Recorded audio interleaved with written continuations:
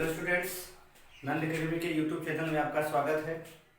आज हम class 12 physics का सेकेंड लेक्चर लेके आए। पिछले वीडियो हमने फर्स्ट लेक्चर को डिस्कस किया हुआ था, जिसमें इलेक्ट्रिक चार्ज के बारे में बताया गया था। अब इलेक्ट्रिक चार्ज होता है हमारा, इलेक्ट्रिक चार्ज के कुछ कॉन्सेप्ट्स को हमने बताए हुए थे, कुछ थियरीज को हमने बताई हुई थी।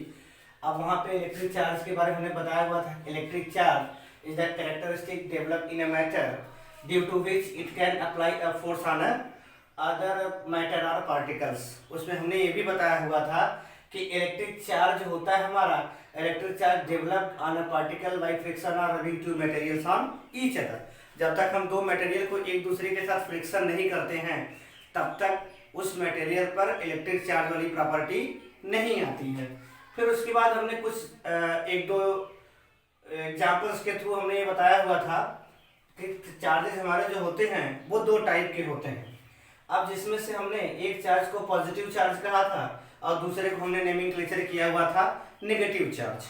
अब आज हम उस चार्जेस के कैरेक्टरिस्टिक के बारे में, यानी उस चार्जेस की प्रॉपर्टीज क्या होती हैं, उसके बारे में थोड़ा सा पढ़ेंगे।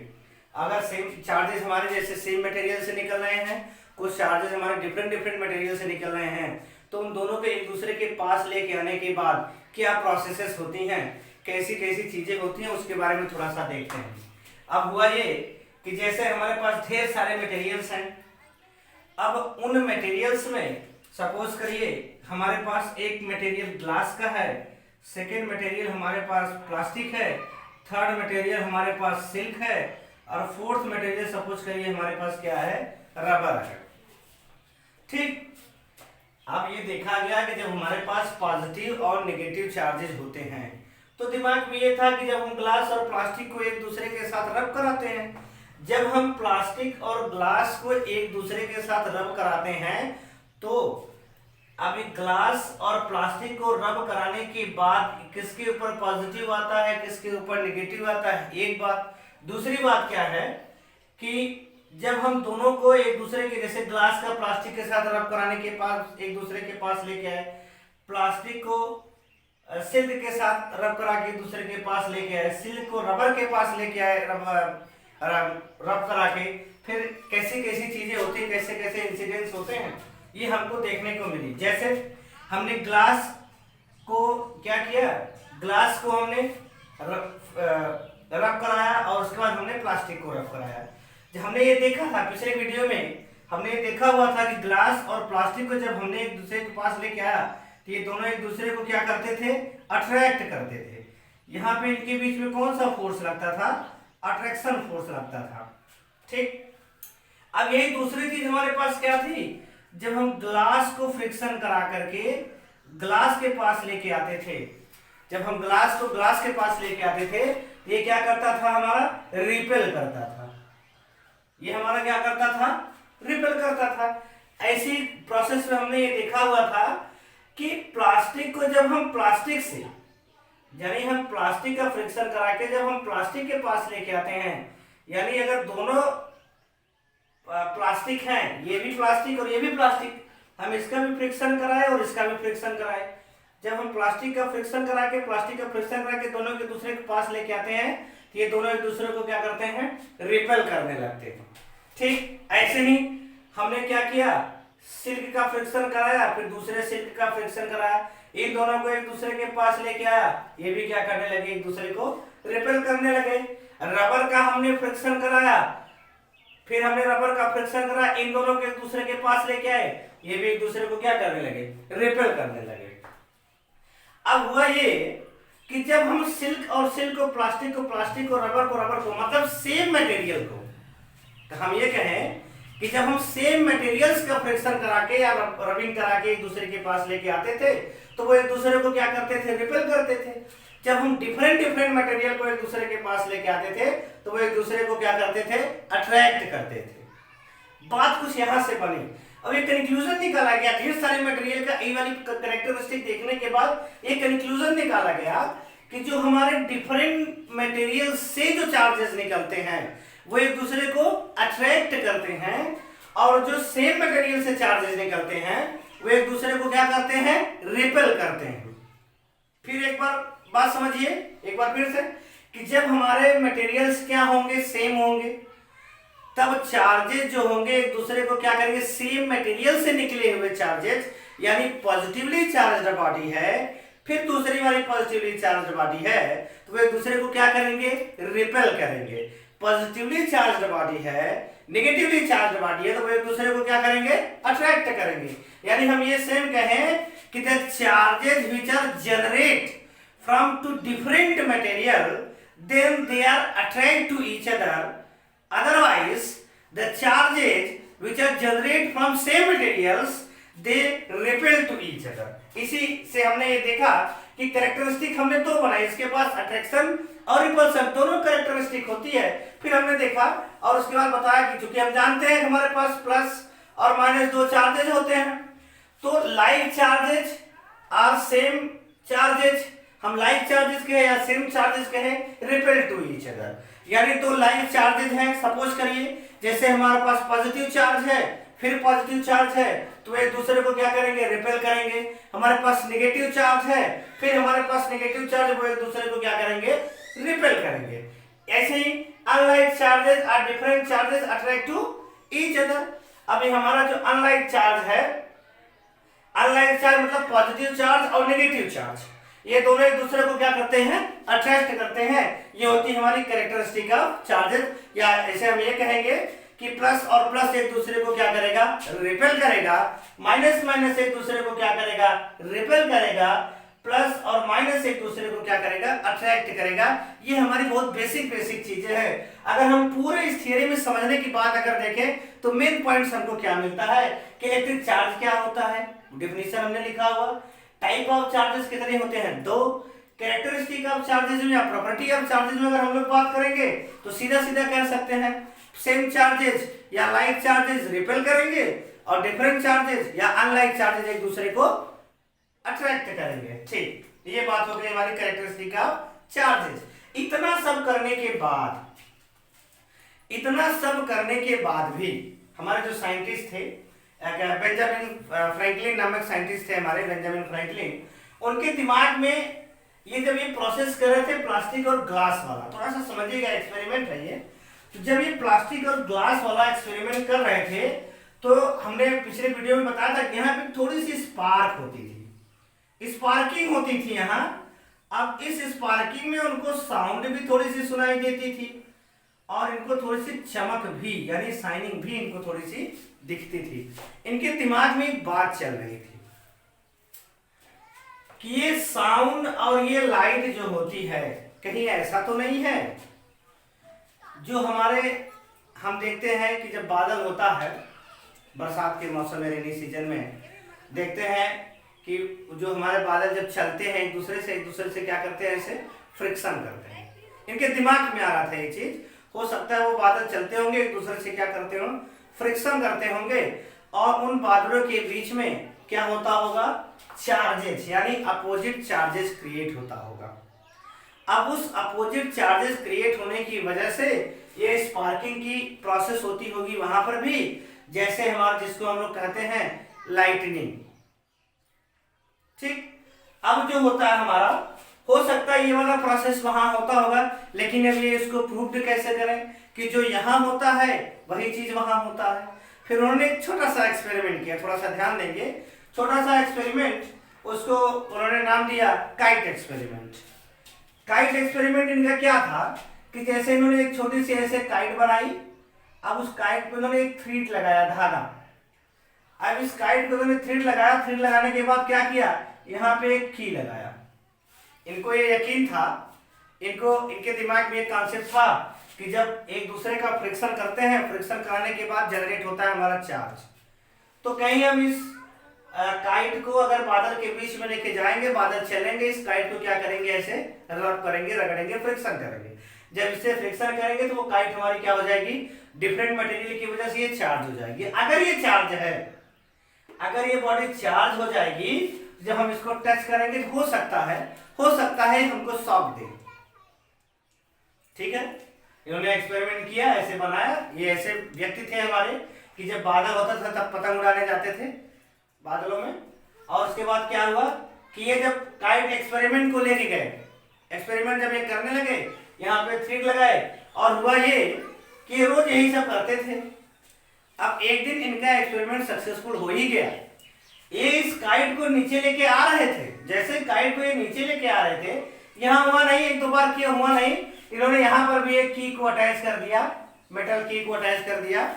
अब मेटल में यहाँ एक्सपेरिमेंट करके देखा गया कि मेटल में चार्जेस जल्दी आते हैं, इसकी वजह से इन्होंने यहाँ पर भी क्या किया, एक की अटैच कर दिया। और उसके बाद एक दिन हुआ है कि बादल ये उतारने लगे इस अपने काइट को नीचे लेके आने लगे। जब इस काइट को ये नीचे आने लगे तो इन्होंने देखा, और उसी समय क्या हुआ, थोड़ी सी रेनिंग स्टार्ट हो गई। अब उस समय इन्होंने जैसे इस थ्रेड को टच किया, इनको शॉक लगा, इनको वही वाला शॉक लगा जो इनको यहाँ लगता था जब वो एक प्लास्टिक और एक ग्लास के दूसरे के पास लेके आते थे। वो जो हमारी स्पार्किंग वाली प्रोसेस होती थी, स्पार्किंग वाली प्रोसेस होने के समय इनको एक शॉक लगता था तेजी से, वही वाली शॉकिंग इनको यहाँ भी फील हुआ। जब वही वाली शॉकिंग इनको यहाँ भी फील हुआ, ये कई बार एक्सपेरिमेंट कर करके देखे, सेम प्रोसेस होती थी। अब यहाँ पे इन्होंने बता दिया कि वहां भी यही चीज होती है, जो हम नीचे करते हैं प्लस और माइनस का, यही वाली चीज वहां भी होती है, यही स्पार्किंग वहां होती है। बस होता ये है कि हाँ, हम छोटे अमाउंट में करते हैं, हमको झटका कम लगता है, शॉक कम लगता है, वहां बड़े अमाउंट में होता है। यानी ढेर सारे बादल्स क्या होते हैं, एक दूसरे को क्या करते हैं, फ्रिक्शन करते हैं, लार्ज अमाउंट में हमारे चार्जेस जनरेट होते हैं। अब लार्ज अमाउंट में चार्जेस जनरेट होने की वजह से एक दूसरे को क्या करते हैं, ऐसे फ्रिक्शन करने के बाद एक दूसरे को क्या करते हैं, डिस्चार्ज करना चाहते हैं, जिसकी वजह से वो स्पार्किंग होती है, वो हमको शॉक लगता, ये चीज थी। अब यहाँ पर उन्होंने क्लियर कर दिया कि सारे प्रोसेस, यानी इलेक्ट्रिसिटी जो है हमारी वहां भी है, वही इलेक्ट्रिसिटी, यानी नेचर के पास इलेक्ट्रिसिटी है। हमने स्टार्टिंग में ही बताया था कि नेचुरल फेनोमेना जितने होते हैं सब फिजिक्स में पढ़े जाते हैं। वही इलेक्ट्रिक चार्ज हमारा जो है, यही इलेक्ट्रिक चार्ज हमारा वहां भी जनरेट होता है, जिस इलेक्ट्रिक चार्ज को हम छोटे छोटे एक्सपेरिमेंट में पढ़ते हैं। ये था इनका क्या, काइट एक्सपेरिमेंट। उसके बाद अभी भी ऐसी चीजें थी कि जैसे हम ढेर सारे मटेरियल को एक दूसरे के साथ क्या करते थे, फ्रिक्शन कराते थे। जब हम ढेर सारे मटेरियल को एक दूसरे के साथ फ्रिक्शन कराते थे, कराने के बाद हम देखते थे कि उसमें चार्जेस जनरेट होते थे। अब ये चार्जेस जनरेट होते थे, हमने ये तो जान लिया कि पॉजिटिव चार्ज होता है, नेगेटिव चार्ज होता है, दो ही चार्ज होते हैं। तो मटेरियल पर या तो पॉजिटिव चार्ज जनरेट होगा या तो नेगेटिव चार्ज जनरेट होगा। अब हमको ये पता करना जरूरी हो गया कि किस मटेरियल पर पॉजिटिव चार्ज जनरेट होता है और किस मटेरियल पर नेगेटिव चार्ज जनरेट होता है। ये तो जानना बहुत जरूरी है। कब पॉजिटिव होगा, कब नेगेटिव होगा, इसको समझने के लिए एक छोटा सा टेबल बनाया गया। ढेर सारे मटेरियल को क्या किया गया, ढेर सारे मटेरियल को एक दूसरे के साथ फ्रिक्शन कराया गया और सबकी प्रॉपर्टी नोट डाउन की गई। सबकी प्रॉपर्टी नोट डाउन करने के बाद एक छोटा सा टेबल जनरेट किया गया, छोटा सा टेबल जनरेट किया गया। अब इस टेबल में जैसे हमारा ग्लास है, फ्लेनल है, वुड है, सिल्क है, मेटल है, रबर है, वैक्स है, प्लास्टिक एंड सल्फर है, ये हमारे मोस्टली यूज में नहीं आता। अब इस टेबल के अकॉर्डिंग डिसाइड किया गया, डिसाइड नहीं किया गया, सॉरी, इस टेबल के अकॉर्डिंग एक कंक्लूजन निकाला गया। ये कंक्लूजन निकला, ढेर सारा एक्सपेरिमेंट करने के बाद एक कंक्लूजन निकला कि जैसे इस टेबल के अकॉर्डिंग, अगर इस टेबल के अकॉर्डिंग जैसे ही हम ऊपर वाले मटेरियल को, टेबल के अकॉर्डिंग जैसे हम ऊपर वाले मटेरियल को नीचे वाले मटेरियल से फ्रिक्शन करते हैं, रब करते हैं, यानी जैसे हमने ग्लास को वुड से क्या किया, रब किया, जैसे हम ग्लास का वुड के साथ हम फ्रिक्शन कराए, जब हम ग्लास का वुड के साथ फ्रिक्शन कराएंगे तो ग्लास पे पॉजिटिव और इस पे आएगा नेगेटिव। ये बताया गया कि इस टेबल के अकॉर्डिंग अगर ऊपर वाले मटेरियल को नीचे वाले मटेरियल से, जो मटेरियल हमारे टॉप में होंगे और उसके बॉटम वाले मटेरियल से अगर उसका फ्रिक्शन कराया जाए तो टॉप वाले मटेरियल में पॉजिटिव चार्ज और बॉटम वाले मटेरियल में नेगेटिव चार्ज जनरेट होता है। एग्जांपल जैसे हम समझे, अगर हम ग्लास और वुड का कराए तो ग्लास हमारा टॉप में था जिसपे पॉजिटिव और वुड हमारा क्या था, बॉटम में था जिसके पास नेगेटिव। अब इसे वुड का अगर हम लोग मेटल के साथ फ्रिक्शन कराते हैं तो यहाँ पर आएगा नेगेटिव और इस पर क्या आएगा, पॉजिटिव। अब यहाँ पे देखिए, यही वुड, यही पॉजिटिव और यही नेगेटिव, ये कैसे हो रहा? अब ये सिल्क का अगर हम लोग कराते हैं वैक्स के साथ, इस पे आता है पॉजिटिव और इस पे आता है नेगेटिव, लेकिन इसी सिल्क का हम वुड के साथ कराते हैं, इस पे आता है नेगेटिव और इस पे आता है पॉजिटिव। बात क्लियर हो रही है? यानी ऊपर वाले मटेरियल को जब हम नीचे वाले मटेरियल के साथ फ्रिक्शन कराते हैं तो ऊपर वाले में पॉजिटिव चार्ज आएगा और नीचे वाले में क्या आएगा? नेगेटिव चार्ज आएगा। वुड के पास पॉजिटिव नेगेटिव दोनों, सिल्क के पास भी पॉजिटिव नेगेटिव दोनों, ऐसे सभी मटेरियल ऊपर वाले से कराएंगे तो उस पर नेगेटिव आ जाएगा, नीचे वाले से कराएंगे तो उसको क्या आ जाएगा? पॉजिटिव चार्ज आ जाएगा। यानी एक मटेरियल हमारा पॉजिटिव चार्ज भी दे सकता है, नेगेटिव चार्ज भी दे सकता है, डिपेंड करता है कि हम उस मटेरियल को किस मटेरियल से रब कर रहे हैं या किस मटेरियल से उसका हम फ्रिक्शन करा रहे हैं, डिपेंड इस पे करता है। यहां हम देखें इसी वुड का जब हम ग्लास से फ्रिक्शन कराए इस पे नेगेटिव आया, इसी वुड का जब हम मेटल से फ्रिक्शन कराए तो इस पे पॉजिटिव आया, डिपेंड ये करता है, ठीक। लेकिन इसमें अगर हम लोग देखें सल्फर हमारा यूज में नहीं आता है तो मोस्टली हम प्लास्टिक को देखें वो सबसे नीचे है। प्लास्टिक अगर हमारा सबसे नीचे है, ग्लास हमारा सबसे ऊपर है, तो हम देखेंगे हमेशा ग्लास पर क्या आएगा? पॉजिटिव चार्ज और प्लास्टिक पर क्या आएगा? Negative charge. यानी हम प्लास्टिक को चाहे इससे रब कराएं, चाहे इससे रब कराएं, चाहे जिससे कराएं, सब पे क्या आ जाएगा? ये नेगेटिव, क्योंकि ये सब में क्या है? सबसे बॉटम में है। और उसके बाद क्या होता है हमारा? ग्लास, ग्लास पे क्या आ जाता है हमारा? पॉजिटिव आ जाएगा क्योंकि वो सबसे टॉप में है। ये होता है हमारा थोड़ा सा क्या एक फंडामेंटल तो नहीं कहा जा सकता, 100% प्रूफ नहीं है, लेकिन मैक्सिमम ये फॉलो करता है, इसलिए थोड़ा सा टर्बुलेट कर दिया गया है और समझने के लिए थोड़ा सा ये बता दिया गया है कि हम ऐसे चाहें तो इसे समझ सकते हैं कि किस पे पॉजिटिव आएगा और किस पे नेगेटिव आएगा। जब हम वुड को सिल्क के साथ कराएंगे तो वुड पे क्या आ जाएगा हमारा? पॉजिटिव, सिल्क पे क्या आ जाएगा? नेगेटिव। रबर को हम वैक्स से कराएंगे तो रबर पे पॉजिटिव आ जाएगा, वैक्स पे क्या आ जाएगा? नेगेटिव। इसी रबर को हम मेटल से कराते हैं तो रबर पे क्या आता है हमारा? नेगेटिव आ जाता है और मेटल पे क्या आ जाता है हमारा? पॉजिटिव आ जाता है। अगर आप देखें तो इलेक्ट्रिक चार्जेस के कॉन्सेप्ट में हमने क्या क्या पढ़ा? हमने इलेक्ट्रिक चार्ज पढ़ा, टाइप ऑफ चार्जेस पढ़े, कैरेक्टरिस्टिक उसके देखे, कैरेक्टरिस्टिक देखने के बाद हमने थोड़ा सा काइट एक्सपेरिमेंट भी पढ़ा।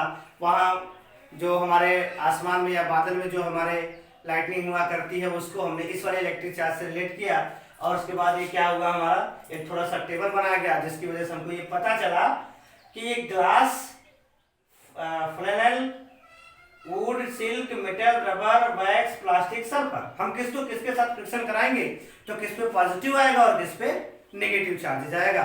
अब इसी में एक चीज हमारे दिमाग में ये थी कि अगर हम एक मटेरियल का दूसरे मटेरियल के साथ फ्रिक्शन कराते हैं, बात ठीक है, चार्जेस आ जाते हैं, इस पे चार्ज आएगा, उस पे चार्ज आएगा। हमने ये भी देखा एक्सपेरिमेंट में कि इस पे जितना चार्ज आता था उसी का अपोजिट दूसरे वाले पे आता था, अमाउंट सेम होता था, साइन चेंज होती थी, यानी डायरेक्शन क्या होती थी? चेंज होती थी। इस पर जितनी डिफिशियंसी होती थी उतनी इस पे क्या होती थी? एफिशिएंसी हो जाती थी। इस पे जितने चार्जेस कम होते थे उतने चार्जेस इस पे क्या हुआ करते थे? एक पॉजिटिव था, दूसरा नेगेटिव था। यही वजह था दोनों को हम एक दूसरे के पास लेके आते थे तो वो क्या करते थे? एक दूसरे को डिस्ट्रॉय कर देते थे और इसकी वजह से क्या हो जाता है? उसके बाद दोनों क्या हो जाते थे? डिस्चार्ज हो जाते थे, कोई एक्शन रिएक्शन उसमें नहीं होता था। इस बात को समझने के लिए हमारे दिमाग में ये था, अगर